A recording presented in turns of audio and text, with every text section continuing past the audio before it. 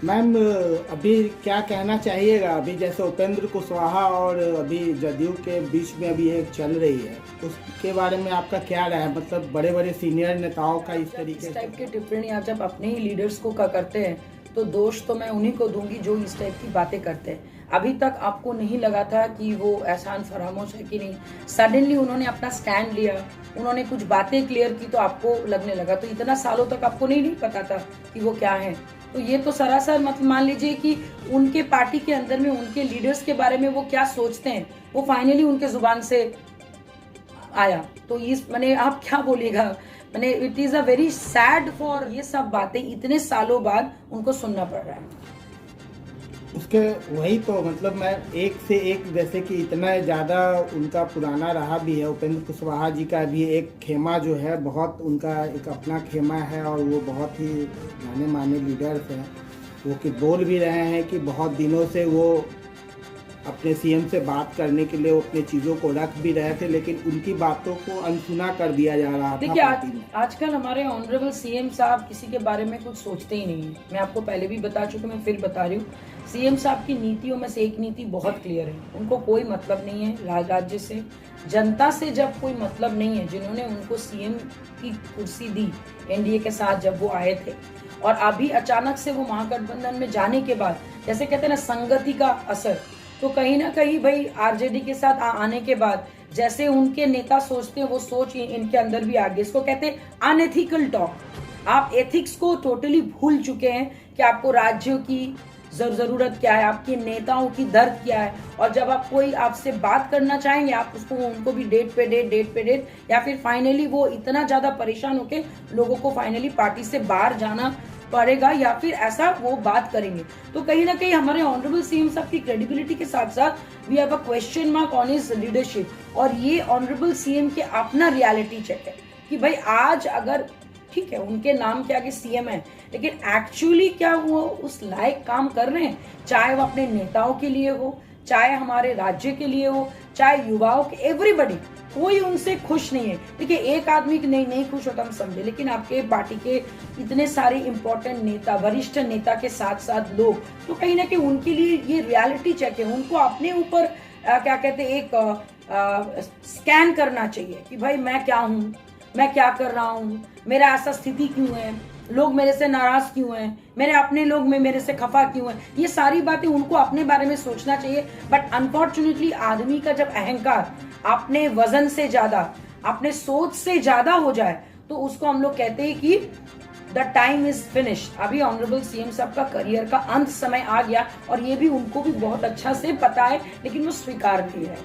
यही अलग बात है। बिल्कुल मैम, जैसे कि समस्याएं उनकी पार्टी में भी है और वो समाधान के लिए भी निकले हुए हैं। देश प्रदेश में भी इतनी सारी समस्याएं हो रही हैं, लोग मर रहे हैं, रोजगार नहीं है, बहुत सारी समस्याएं। किस यात्रा को वो लेके समाधान कर रहे हैं? देखिए समाधान यात्रा का मतलब होता है रेजोल्यूशन यात्रा। कम से कम उन्होंने इतना तो माना कि बिहार को समाधान की जरूरत है, लेकिन समाधान यात्रा से पहले उनके पास 5-6 सवाल पहले से ही है।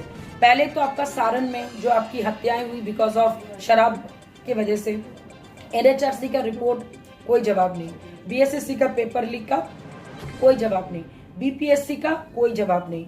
आपने जो मुआवजा देने की बात की तो उसके बाद आपने एक स्टेटमेंट दे दिया। तो वैसा करके पॉलिटिक्स में या फिर आपको उस ढंग से जवाब देने का अधिकार किसी ने नहीं दिया, उसका भी कोई जवाब नहीं। समाधान यात्रा पे आपने 38 जिले घूमे कि 36 जिले घूमे, नो आइडिया। आप जा रहे हैं लोगों से ऊपर बात कर रहे हैं, एक पेन एंड पेपर लेके आप वहां पे क्वेश्चंस लिख रहे हैं, लेकिन 365 दिन में आपका ऑलरेडी जनवरी मंथ खत्म होने वाला है। तो आप 17 सालों का प्रॉब्लम आप 8 या 9 महीने में आप खत्म कैसे कीजिएगा, वही हम लोग को देखना है। या फिर आप मेन मुद्दों को भी अगर वो लेके चलेंगे तो कौन सा सॉल्व कीजिएगा, कितना लंबा, क्योंकि एक प्रॉब्लम नहीं है, बहुत सारी प्रॉब्लम है। रोजगार है, स्वास्थ्य है, उद्योग है, टूरिज्म है, लोगों के यहाँ पे आपके प्रति प्रेम है, उम्मीद है, भरोसा है। आपने नैतिकता के साथ साथ आपने एक जो राज्य के प्रति जो कर्तव्य होता है उनकी भी जिम्मेदारी आपने खो दी है। तो कहीं ना कहीं ये क्वेश्चन मार्क उनके ऊपर है। समाधान यात्रा से पहले उनको अपना प्रॉब्लम को खुद को अपने अंदर में झांक के अपने अंदर का समीकरण को समाधान करना चाहिए। मैं तो उनको यही बोलूंगी। बिल्कुल मैम, आपने एक और मैम इम्पॉर्टेंट बात है कि अब अभी जो जो गरीब तबके के लोग हैं, जो मीडियम क्लास के लोग हैं, उनके पास ना तो रोज़गार है बिहार में, ना बहुत वो सिंपल वे में है। ऊपर से उनके ऊपर बहुत सारे मतलब अभी जैसे आप बिजली की ही ले लो, आप बिजली बहुत बड़ा एक इशू है जो कि एक आम इंसान और गरीबों के लिए बहुत ही बड़ा है। वो हर स्टेट से, आप बिहार का स्टेट पे दर देख लो, सबसे हाईएस्ट दर पे जा रहा। इसको बढ़ोतरी की भी बात अभी चल रही है, जिस पे अभी गर्मी की भी मौसम आने वाली है। एक फैमिली को लेके इस पे आप क्या बोलना चाहेंगे? देखिए ऑनेस्टली हम लोग इसके लिए भी सबसे पहले लोक जनशक्ति पार्टी रामविलास ने इसके ऊपर आंदोलन ऑलरेडी हम लोगों ने शुरू कर दिया। और ये बिहारी फर्स्ट विजन का एक आपका प्रॉब्लम सा समझिए, जिसको हम लोगों ने जनता के सामने लाया। सबसे पहले तो आधातर लोगों को 80% लोगों को पता ही नहीं है कि ट्रांसमिशन लॉस क्या होता है, एनर्जी लॉस क्या होता है। हमारा राज्य सबसे गरीब राज्य में माना जाता है नीति आयोग के रिपोर्ट के अनुसार। तो अगर हम लोग सबसे गरीब राज्य में, तो महंगी बिजली आप कहाँ से खरीद रहे हो, पैसा कहाँ से आ रहा है, फंड कौन दे रहा है? जबकि आपके गोवा बोलिए, उड़ीसा बोलिए या फिर पंजाब बोलिए, ऐसे बहुत सारे स्टेट है जहाँ पे 1.5 रुपया से लेके मैक्सिमम 4-5 रुपए तक बिजली खत्म हो जाती है। हम लोग का 6 रुपये से शुरू होता है। तो भाई ऐसा क्यों? आप अगर महंगी बिजली खरीद रहे हो तो किस लिए खरीद रहे हो, किनसे पूछ के? क्या आपने इसके ऊपर भी कोई बैठक की? और अभी आप जो बढ़ाने की मांग करें, कहाँ से लोग देंगे? और अभी आप देखिए स्मार्ट मीटर आने के बाद अचानक से बिजली कभी भी कट जाती है, और आप जब उस पर कंप्लेन भी करते, उसका भी कोई रिस्पॉन्स आपको मिलता नहीं है। बोला जाता है आपने ये ज्यादा चलाया, वो ज्यादा चलाया। तो कहीं ना कहीं इस पे भी एक बहुत बड़ा लूपहोल से स्कैम है। इसके ऊपर भी इमीडिएट अगर कार्रवाई नहीं की जाएगी तो फिर हम लोग फिर से बेवकूफ बनेंगे। बात तो बिल्कुल सही है। चेकिंग के नाम पे भी 8-10 लोग बाई चांस घर में घुस जा रहे हैं कि आप बाईपास किए हुए वगैरह करके मीटर कवार लिया जा रहा है। स्मार्ट मीटर लगने से और समस्याएं उत्पन्न देखने को आ रही है। देखिए कोई भी चीज का इम्प्लीमेंटेशन तभी सक्सेसफुल होता है जब आप उसको प्रॉपर तरीके से एडुकेट करके करते हैं। मैंने अचानक से एक रूल लागू किया कि भाई मेरे घर पे कोई आएगा तो उसको मत्था टेकना पड़ेगा। अब जरूरी नहीं है ना कि हर आदमी मत्था टेक के आए, तो आपको उसके लिए एडुकेट करना पड़ेगा। भाई आप क्यों करोगे, हाथ आप क्यों धोगे, पैर आप क्यों धोगे, पूजा से पहले स्नान क्यों करोगे? तो आपने एडुकेट ही नहीं किया और अब जानबूझ के ये सारी चीजें कर रहे हैं। और अभी आप जो बिजली की दर बढ़ाने की मांग कर रहे हैं, हम लोग तो बोलेंगे कि भाई 20 से 30% बिजली की जो आपकी वो कम होनी चाहिए। और मैं आपको और एक बात बता दूं, जो लोग बीपीएल कार्ड होल्डर है या फिर एक्चुअली जिनका रोजगार बहुत ही कम है, जो हम लोग बोलते हैं कि गरीबी रेखा के नीचे, उनको तो 300 यूनिट की बिजली कभी भी वो फ्री में दे सकते हैं। लेकिन ये सारी चीजें हमारे रूल बुक पे हैं, लॉ में है, लेकिन वो इम्प्लीमेंट नहीं कर रहे। और मुझे नहीं पता ऐसा क्यों कर रहे, लेकिन कहीं ना कहीं अगर इसके ऊपर अभी से जोर नहीं डालेंगे हम लोग, तो यकीन मानिए मार्च अप्रैल जून तक आते आते आधा दरों माने घर में बिजली आपका सप्लाई नहीं होगा, क्योंकि मीटर कट जाएगा।